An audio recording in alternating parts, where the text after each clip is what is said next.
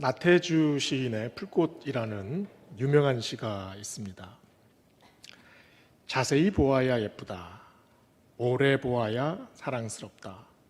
너도 그렇다. 굉장히 짧지요.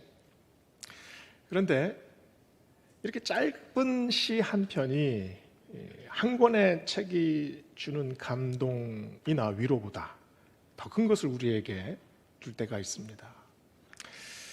이 나태주 시인이 이 시를 쓴 것은 이분이 초등학교 교장으로 있을 때 아이들에게 늘 하던 말이었답니다. 그것을 조금 다듬어서 이 한 문단에 그냥 한 줄의 시를 쓴 거죠. 이게 개구장의 아이들이 막 뛰어노는데 이분이 다가가서 이 아이들을 바라보고 또 머리를 쓰다듬는 모습이 이 시에 그대로 담겨져 있습니다. 그 아이들이 풀꽃이지 않습니까? 그런데 그 풀꽃을 바라볼 때 풀꽃을 잡아서 자기 쪽으로 당기지 않습니다. 오히려 그쪽으로 다가가죠. 그래서 고개를 숙이고 허리를 숙여서 그 작은 들꽃을 바라봐요. 바라보는데 자세히 바라봅니다. 그 형태와 그 색감 하나하나를 눈으로 만지듯이 바라보면서 가까이서 향기도 맡겠죠. 그러면서 뭐가 보입니까? 더 사랑스러운 모습이 보여지는 겁니다. 더 아름다워 보입니다. 더 예뻐 보이죠. 그래서 여기서 감탄이 생겨납니다. 예쁘다. 정말 사랑스럽다. 창세기 1장은 하나님이 천지를 창조하신 기록입니다. 하나님이 만드신 그 신묘막측한 과정을 글로 어떻게 다 표현하겠습니까? 아무리 장황하고 세밀하게 그 과정을 다 기록해 놔도 인간은 이해할 수가 없습니다. 그래서 창세기 1장은 오히려 간략하게 서술하지요. 그 순서와 과정을 단계적으로 이렇게 보여주는 것 같은데 그 행간에 막대한 하나님의 신비를 채워 넣습니다. 이 어둠 속에서 펼쳐졌던 처음 창조의 그 빛깔이 어땠을까요? 우리가 해돋이를 보러 가면 아주 푸르스름한 그 어둠 속에서 저기에서 태양이 싹 떠오를 때 그 빛깔이 아름답잖아요. 가슴이 두근두근거립니다. 하늘을 적시고 바다를 적시고 또 우리의 마음까지 적셔요. 그런데 이 새벽 빛깔과는 비교할 수 없을 정도의 그 장대한 창조의 새벽, 우리가 그것을 보면서 무엇을 느끼겠습니까? 아마 숨이 막히겠죠. 장엄함의 완성이라고 한다면 아마 그때가 아니겠습니까? 그래서 창세기는 인간의 모든 미사여구를 빼고 단 한마디를 우리에게 전합니다. 하나님이 보시기에 좋았더라. 더 이상의 말은 군더더기입니다. 창세기 1장을 쫙 펴서 읽을 때 그 빛이 우리에게 확 쏟아져 내립니다. 숨이 막힐 정도로 아름답고 장엄한 하나님이 펼쳐주신 그 광경을 우리의 이 작은 눈에 어떻게 담겠습니까? 우리의 작은 가슴으로 그 찬란한 하나님의 영광을 어떻게 감당할 수 있겠습니까? 물과 물 사이에 하늘이 펼쳐집니다. 궁창 위에 물은 번개가 치고 천둥이 치면서 이 물이 흩어졌다 모였다를 반복을 해요. 순식간에 수십억 톤의 물이 확 증발해 버렸을 겁니다. 그리고 장대비를 쫙 내렸을 거예요. 궁창 아래는 온통 바다입니다. 안개가 자욱하게 내려앉은 그 바다가 서서히 물이 빠지면서 이 무채색의 검은 땅이 드러납니다. 새까만 땅이 안개 사이로 싹 보이는데 조금 지나니 이제 이 땅이 점점 푸른색으로 변해요. 푸른만 가득한 것이 아닙니다. 조금 있으니 빨강, 노랑, 파랑, 주황, 형형색색의 꽃들이 만발하지 않습니까? 이것을 보고 하나님께서 말씀하셨죠. 보시기에 좋았더라. 다섯째 날에 온갖 짐승을 만드셨습니다. 푸른 바다에 수억 마리의 전갱이들이 아주 군집을 이루어서 춤을 춥니다. 옆에서는 거대한 고래가 확 뛰어 올라와서 바다에 첨벙 떨어지면 하얀 물보라가 팍 치지요. 푸른 초장에 말들이 질주를 합니다. 우거진 숲속에 아주 기이한 새들이 노래를 해요. 이사야는 일찍이 이렇게 말했습니다. 그때에 이리가 어린 양과 함께 거하며 표범이 어린 염소와 함께 누우며 송아지와 사자와 살찐 짐승이 함께 거한다. 태초에 하나님이 만드신 세상이 이렇게 다시 도래할 것이다 라고 이사야가 노래하지 않았습니까? 그래서 22절에 하나님이 이렇게 말씀하십니다. 생육하고 번성하여 여러 바닷물에 충만하라. 새들도 땅에 번성하라. 이 말씀이 어떤 말씀입니까? 생명의 복을 주시는 말씀입니다.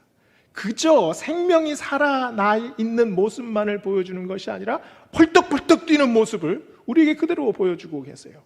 생명이 생명다움에 이렇게 만끽하는 모습을 이 말씀에서 그대로 우리가 볼 수 있습니다. 땅과 하늘과 바다와 산과 들판에 하나님의 감성이 확 쏟아지는 것, 그 말씀을 어떻게 또 표현했습니까? 하나님 보시기에 좋았더라. 바로 그 말씀이에요. 여섯째 날이 우리가 읽은 본문입니다. 26절을 보면은요, 하나님이 이르시되 우리의 형상을 따라 우리의 모양대로 우리가 사람을 만들고 그들로 바다의 물고기와 하늘의 새와 가축과 온 땅과 땅에 기는 모든 것을 다스리게 하자. 우리가 하나님의 형상에 따라 지음 받았습니다. 그러면 하나님은 우리의 모습과 똑같으실까요? 하나님을 본 사람은 아무도 없습니다. 모세가 그 창세기 33장 19절부터 보면 이 흥미로운 장면이 하나 나오는데요. 모세가 40일 동안 하나님께 기도하다가 뭔가 결심한 듯이 하나님께 요구를 합니다. 하나님, 이번에는 제가 하나님의 얼굴을 한번 보고 싶습니다. 이런 요구를 해요. 그래서 하나님이 그 기도를 들으시고 모세를 이 암벽 사이의 틈에 이렇게 세워 두십니다. 그리고 하나님께서 그 암벽 앞을 슥 지나가시는데 모세는 이 암벽 틈에 있어서 요 앞까지밖에 보이지 못해요. 그런데 이 앞을 하나님께서 싹 지나가시면서 손으로 모세의 얼굴을 싹 가리고 지나가십니다. 그러면서 하시는 말씀이 네가 내 등은 볼 수 있어도 내 얼굴은 보지 못하리라, 이런 말씀을 하세요. 사도 바울은 디모데전서 6장 16절에 보면 이렇게 말합니다. 하나님은 사람이 가까이 가지 못할 빛에 거하시고 사람이 보지 못하고 볼 수 없는 분이시다. 그래서 하나님의 형상은 우리가 외모에서 하나님의 형상을 우리가 얻어내는 것이 아니라 우리와 하나님의 관계에서 발견해야 합니다. 하나님의 형상대로 만든 생명, 온 천지에 수억 종류의 생명이 있어도 하나님의 형상으로 만든 생명은 우리 하나뿐입니다. 그만큼 우리가 존귀하다는 말씀이죠. 하나님의 마음, 하나님의 거룩함, 그것이 우리 안에 깃들어 있습니다. 우리 안에 하나님의 마음이 있고 하나님의 영이 우리 안에서 움직이고 계십니다. 하나님이 감탄하신 것처럼 우리도 감탄하지 않습니까? 감탄할 수 있는 생명, 오직 인간뿐입니다. 그랜드 캐니언에 이 거대한 독수리가 수십 번을 그 위를 날아도 감탄하는 독수리는 한 마리도 없습니다.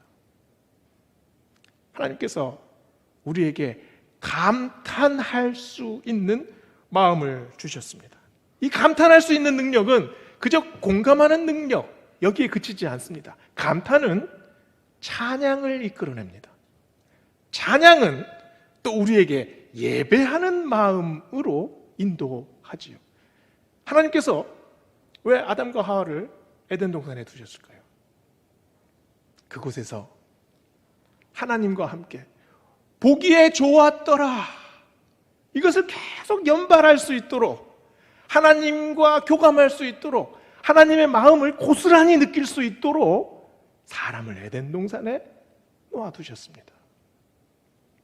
그래서 하나님이 사람을 창조 질서의 대리자로 세우셨습니다. 사람으로 모든 생명을 다스리게 하자라고 말씀하셨죠. 다스리다라는 말은 원어로 보면 이 안에 돌보다라는 뜻이 있습니다. 하나님의 형상을 가지고 모든 생명을 하나님의 뜻대로 돌보게 하자. 다스리라 명령문을 그대로 말씀하신 것이 아니라 다스리게 하자라고 말씀하셨어요. 그 말은 권한을 위임한 겁니다. 자기 마음대로 온 세상을 휘젓고 다니면서 네 멋대로 해봐라가 아니지요. 책임을 가지고 하나님이 만드신 모든 생명에 하나님의 뜻을 구현해봐라. 더 아름답게, 더 조화롭게, 더 멋있게 하나님께서 원래 뜻했던 것을 너희들의 노력으로 더 가꾸어 봐라. 이 말씀을 우리에게 하신 것 아닙니까? 바로 우리의 책임, 또 우리의 사명을 말씀하시고 계십니다. 그런데 인간들은 하나님이 보시기에 좋았더라 라는 이 말씀보다 인간이 보기에 좋았더라 라는 것이 툭툭 튀어나옵니다. 인류가 계속 발전하고 기술이 진보하지요. 그런데 그에 비례해서 인간의 욕심도 그만큼 커졌습니다. 인간의 눈에, 인간의 감정에, 인간의 이익에, 인간의 욕심에 맞는 것들만 자꾸 보려고 하지 않습니까? 20세기에 들어서 모든 생물이 아니라 척추동물만 한정해서 멸종된 종류가 몇 가지가 될까요? 543종이 멸종했다고 합니다. 지구상에 몇 마리 남지 않은 그 검은 코뿔소가 있습니다. 그런데 제가 사진을 한 장 봤는데요, 이 검은 코뿔소가 이 무릎을 이렇게 꿇고 이렇게 앉아 있습니다. 근데 가까이 가서 보니까 이 코만 싹둑 베어져 가버린 거예요. 처참한 모습이었습니다. 우리나라에도 호랑이가 사라진 지 벌써 얼마나 됐습니까?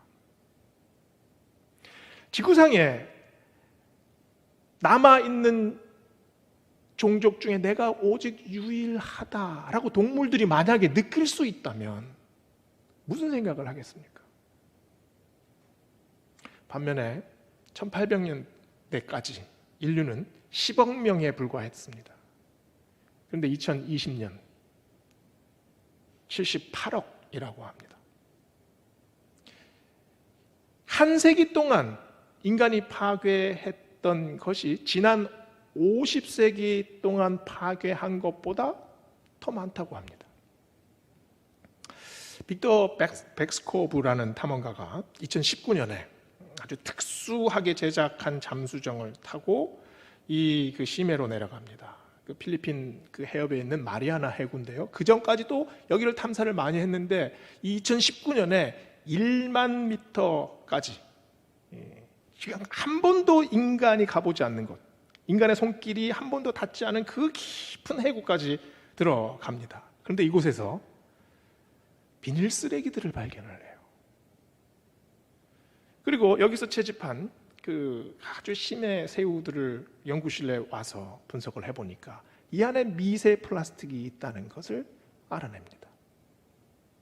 인간의 손길이 닿지 않는 완전히 자연만 그대로 보존된 것 같은 그 깊은 심해에 그것도 오염됐다는 사실을 발견을 한 거죠. 이게 우리가 동떨어진 얘기들이 아닙니다. 제가 얼마 전에 길을 가다가 그 까만 비닐봉지가 이렇게 흩어진 것을 봤어요. 들여다보니까 수박 껍질하고 통닭 뼈다귀가 막 섞여 있습니다. 고양이가 아마 그것을 막 뒤져가지고 그 비닐을 찢어놨던 것 같아요. 그런데 통닭 뼈다귀와 수박 껍질을 함께 버리면 됩니까? 통닭 뼈다귀가 음식물 쓰레기입니까? 이건 모르시면 안 됩니다. 음식물 쓰레기가 아니에요. 그런데 같이 그냥 버무려 가지고 그냥 아무 생각 없이 버려버린 겁니다. 그것뿐입니까? 알고 지내던 그 신혼 부부의 얘기를 들었습니다. 아이가 아직 돌이 안 됐는데 이 아토피로 고생을 한다는 거예요. 새벽까지 아이가 가려워가지고 잠을 못 자고 몸을 뒤틀면서 괴로워합니다. 엄마가 그것을 보면서 잠을 못 자서 괴롭습니까? 이 아이의 고통을 바라보는 것이 너무나 안쓰러워요. 그래서 그 어린 그 새댁이 눈이 퉁퉁 부었답니다. 왜 태어난 지 1년도 안 된 아기가 이런 고통을 당해야 합니까? 왜 죽은 고의 뱃속에서 쓰레기가 쏟아져 나옵니까? 왜 거북이 콧구멍에서 빨대를 끄집어내야 합니까? 우리는 하나님의 형상대로 창조된 유일한 피조물입니다. 우리가 이 모든 세상을 관리할 수 있도록 하나님께서 우리에게 권한을 위임해 주셨습니다. 그런데 그 권한은 우리가 이 세상 속에서 서로 연계해서 서로 의지해서 살아가도록 만드신 하나님의 섭리지요. 우리가 약탈하고 우리가 착취하고 우리가 군림하는 존재가 아닙니다. 조화를 만들어내야 하는 존재입니다. 오늘 말씀 27절, 28절을 보세요. 하나님이 하나님의 형상대로 사람을 창조하시되 남자와 여자를 창조하시고 하나님이 그들에게 복을 주시며 하나님이 그들에게 이르시되 생육하고 번성하여 땅에 충만하라. 땅을 정복하라. 바다의 물고기와 하늘의 새와 땅에 움직이는 모든 생물을 다스리라 하시니라. 생육하고 번성하여 땅에 충만하라 라는 말씀은 인간에게만 국한된 말씀이 아닙니다. 오늘 창세기 1장 22절에 보면 똑같은 말씀을 온 그 생물에게 똑같이 말씀하셨습니다. 바다에서 충만해라. 하늘에 나는 새들에게도 똑같이 말씀하셨습니다. 번성하라 라는 히브리어는 라바라는 말인데요. 이것이 많아져라 라는 뜻도 있는데 동시에 그 색깔을 드러내라, 다채로워져라 이런 뜻도 있어요. 모든 생물들이 자기만의 색깔을 드러낼 수 있도록 그 색감을 온전히 펼쳐낼 수 있도록 너희가 도와줘라. 충만하라, 말레라는 히브리 말입니다. 가득 채우라는 말이지요. 인간의 숫자를 이 땅 위에 가득 채우라라는 말씀이겠습니까? 하나님의 뜻을 이 땅 위에 너희를 통해서 가득 채워나가라 라는 말씀 아닐까요? 정복하라, 땅을 정복하라. 이 정복하라 라는 단어는 카바시라는 단어인데 굴복시키다 라는 뜻입니다. 땅을 많이 차지해서 땅에 있는 모든 것을 굴복시켜라 라는 말씀일까요? 땅에서 자라는 풀과 나무를 보세요. 초식동물들이 이 풀을 뜯어먹습니다. 그리고 원숭이와 새들이 나무에 있는 그 열매들을 먹어요. 풀은 뜯어 먹으면 먹을수록 더 왕성하게 자랍니다. 열매들은 먹히는 것을 통해서 씨앗을 더 많이 퍼뜨려요. 그래서 그 풀들이 더 왕성하게 자랄 수 있는 이유가 뭡니까? 이 땅 아래 무궁무진한 영양분이 녹아있기 때문 아닙니까? 그래서 코끼리와 토끼는 경쟁하지 않습니다. 잠깐 다른 데 가서 풀을 뜯고 돌아오면 또다시 풀이 자라서 있기 때문이죠.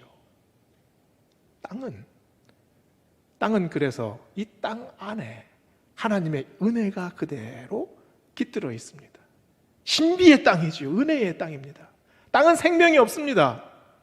땅은 의도가 전혀 있지 않아요. 그런데 사람들이 이 땅 위에 자신의 의도를 심습니다. 자신의 욕심을 이 땅 위에 박아놓지 않습니까? 이 땅은 내 땅이다! 자기 땅이라고 선언하고 자기 땅이라고 생각한 사람들이 100년 전, 200년 전, 500년 전에도 있었습니다. 그 땅이 그들의 땅입니까? 자기 땅이라고 문서로 만든 그 땅이 100년, 200년이 지나면 누구에게 가 있는지 그 사람들은 아마 알지도 못할 겁니다. 그런데 사람들은 이 땅을 자기가 소유하고자 하지요.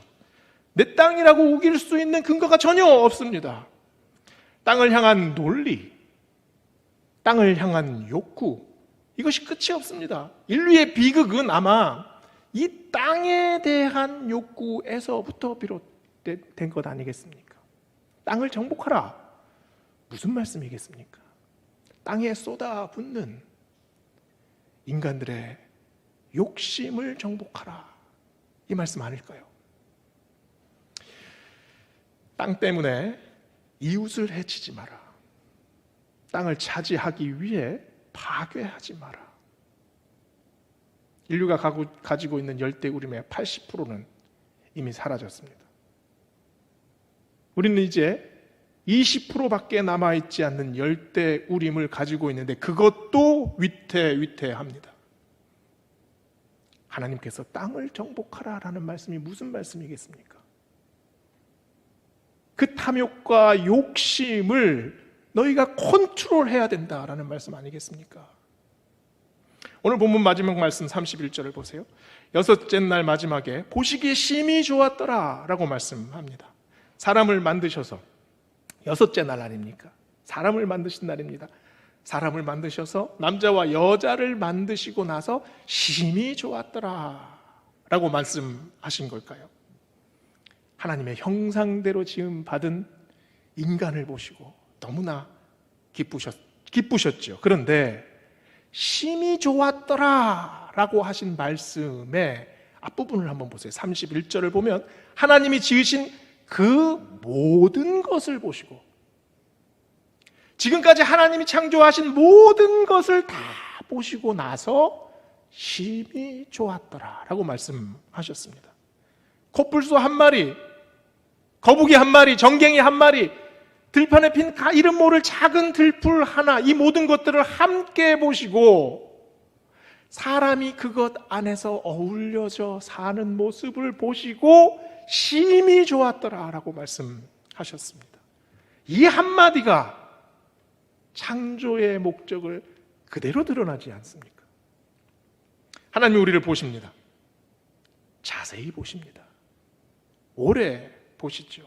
그러면서 우리의 모습 속에서 하나님께서 예쁘다, 아름답다, 사랑스럽다 말씀해 주셨습니다.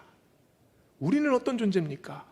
우리는 홀로 설 수 있는 존재가 아닙니다. 하나님께서 만들어주신 모든 창조물을 먹고 마시고 호흡하고 누리며 살아가는 존재가 바로 우리지요. 그런데 우리를 보시는 하나님의 마음이 감탄이 아니라 탄식을 하실 때가 너무나 많습니다. 우리를 보고 예쁘다, 아름답다 감탄을 하셔야 하는데 우리가 해야 할 일들을 보고 우리를 인정해 주셔야 하는데 한탄하실 때가 너무나 많습니다. 하나님의 한탄을 감탄으로 바꾸려면 우리가 먼저 변해야 합니다. 어제 설교를 쓰면서 아들과 통화를 했습니다.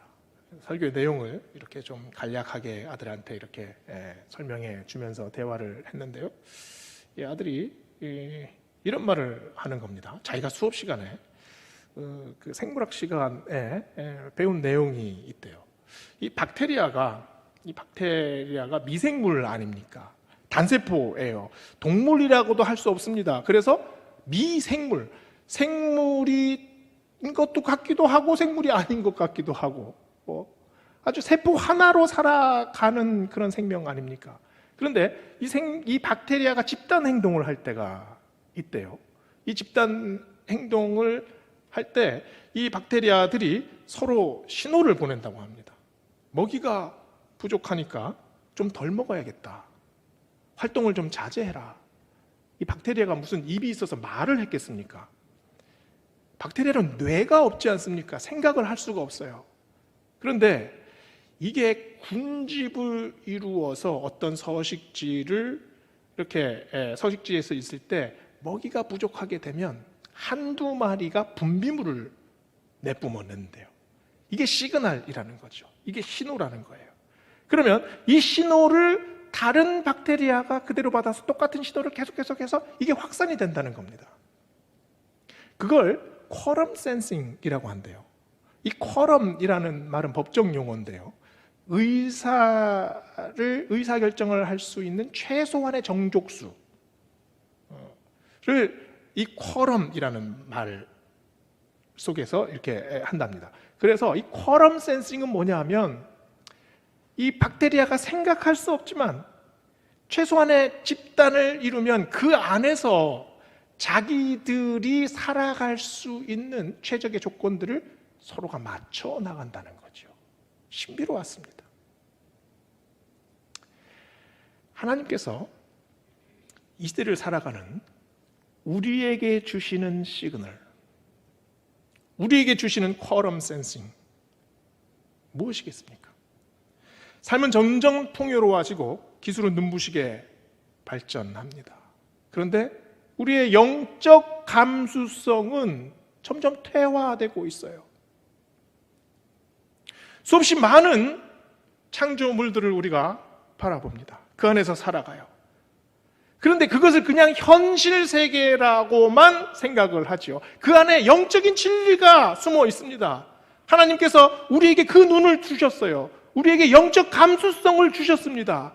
그것을 통해서 하나님이 감탄하시는 것처럼 우리도 똑같이 감탄하면서 하나님의 창조 질서를 우리가 이해하지 않습니까? 그리고 하나님께서 우리에게 부여하신 사명을 감당해내요. 하나님께서 우리에게 주신 사명이 얼마나 많습니까? 그 중에 하나가 하나님께서 만들어내신 이 창조 질서를 유지하게 하는 것, 우리에게 주신 중요한 사명 중에 하나입니다. 요즘 젊은이들이요, 일회용품을 많이 사용하지 않는다고 합니다. 기성세대하고도 많이 달라요. 회사에서 이 광고하는 제품 중에서 이 친환경 제품을 젊은이들이 많이 선호한다고 합니다. 이 설문을 조사해 보니까 친환경 제품을 쓸 의향이 비싸도 10명 중에 9명 젊은이들이 그렇게 실천을 한다는 거예요.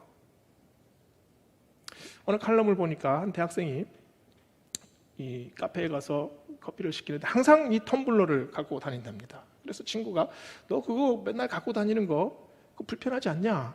그랬더니 이런 말을 해요. 내가 오늘 꿀벌 한 마리 살렸다고 생각하지 뭐. 이 말에 제가 마음이 확 밝아졌습니다. 그렇게 큰 일 아니에요. 아주 작은 일입니다. 그런데 내가 하는 이 일이 꿀벌 한 마리 아주 있으나 없으나 말 것 같아요. 누구도 관심 두지 않아요. 그러나 그 생명, 그 꿀벌 하나 내가 살렸다고 생각해. 이게 오늘 본문 말씀을 가장 요약한 실천 아니겠습니까? 우리는 하나님의 희망입니다. 우리가 하나님이 만드신 이 창조 질서를 유지하고 관리하고 또 더 아름답게 만들어낼 사명이 우리 안에 있습니다. 우리가 하는 작은 일이 그것이 하나님의 일입니다. 우리가 하는 일 안에 하나님의 호흡이 있습니다. 우리가 하는 것을 통해 하나님께서 말씀하신 이 모든 창조가 더 아름다워지고 더 예뻐지고 더 조화로워지기를 주의 이름으로 축원합니다. 기도하시겠습니다.